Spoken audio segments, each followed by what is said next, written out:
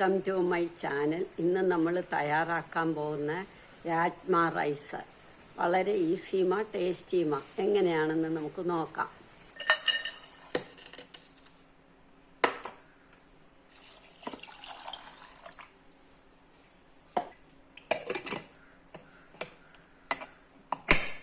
നന്നായിട്ട് വേവട്ടെ. രാജ്മ വേവുമ്പോഴത്തേക്ക് നമുക്ക് മസാലകളെല്ലാം തയ്യാറാക്കാം.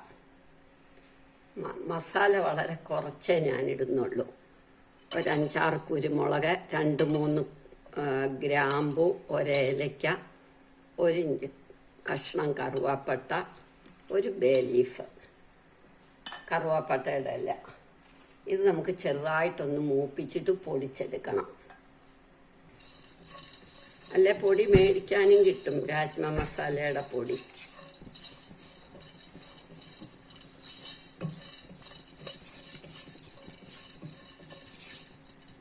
ഇനി ഇതിലൊരു ടീസ്പൂൺ ജീരകവും കൂടി ഇടണം.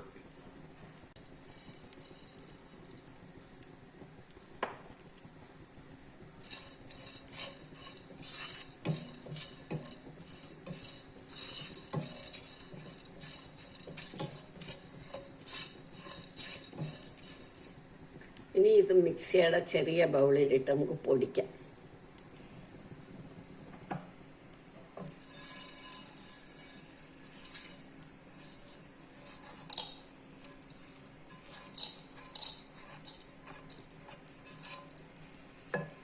ഇത് ഒന്ന് പൊടിച്ചെടുക്കാം.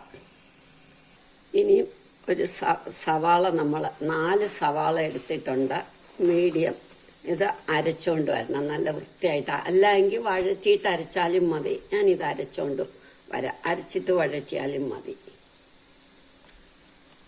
ഇനി ഇത് അരച്ചോണ്ട് വരാം. വൃത്തിയായിട്ട് അരയ്ക്കണം. സവാള നമ്മൾ അരച്ചെടുത്തു.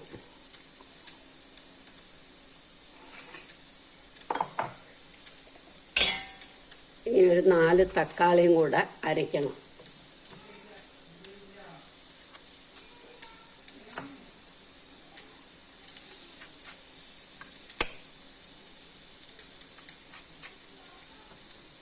ഇതും കൂടി അരച്ചുകൊണ്ട് വരാം. 1 ടേബിൾ സ്പൂൺ നെയ്യ് അല്ലെങ്കിൽ 1 കഷ്ണം ബട്ടർ അത് ഇതിനകത്തേക്ക് ഇടണം. എന്നിട്ട് നമ്മൾ ഈ പൊടിച്ചു വെച്ച പൊടിയൊന്ന് വഴറ്റണം. അത് കഴിഞ്ഞ് സവാള പൊടി മൂത്ത് കഴിയുമ്പോൾ സവാള നന്നായിട്ട് വഴറ്റണം.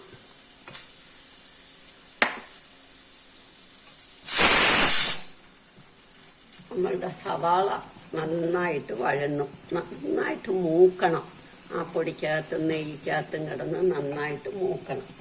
അത് കഴിഞ്ഞ് നമുക്ക് ടൊമാറ്റോ അരച്ചല്ലോ, ടൊമാറ്റോ പ്യൂരി അതൊഴിക്കാം.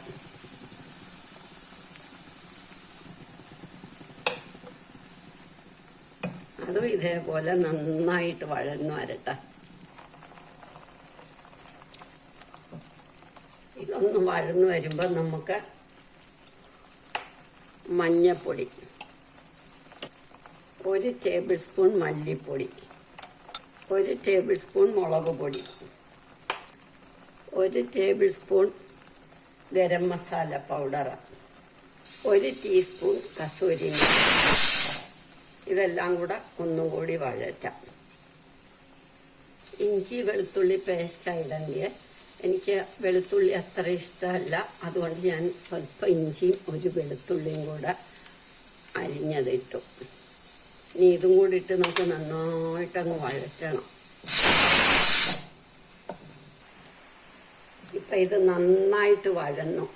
ഇനി നമുക്ക് വേവിച്ച് വെച്ചിരിക്കുന്ന രാജ്മ ഇതിലേക്ക് ഒഴിക്കാം.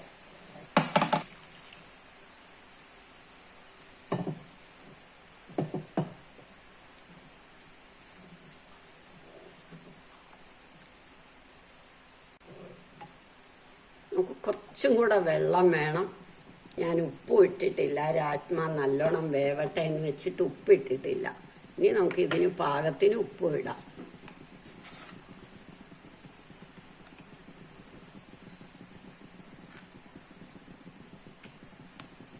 ഇത് നന്നായിട്ടൊന്ന് തിളക്കട്ടെ. ഇനി നമുക്ക് 2 പച്ചമുളക് കൂടെ കീറിയിടാം. മല്ലിയിലയും വേണ്ടിയതാ. ലോക്ക്ഡൗൺ ആയ കാരണം എൻ്റെ ഈ മല്ലിയില ഇല്ല.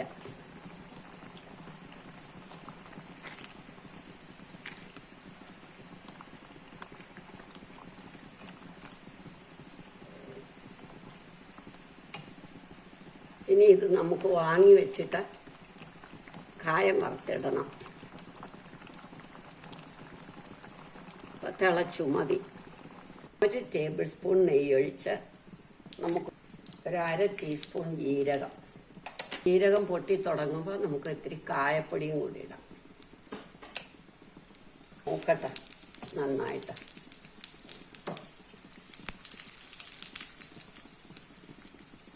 ഇതിനകത്തേക്ക് ഒഴിക്കാം.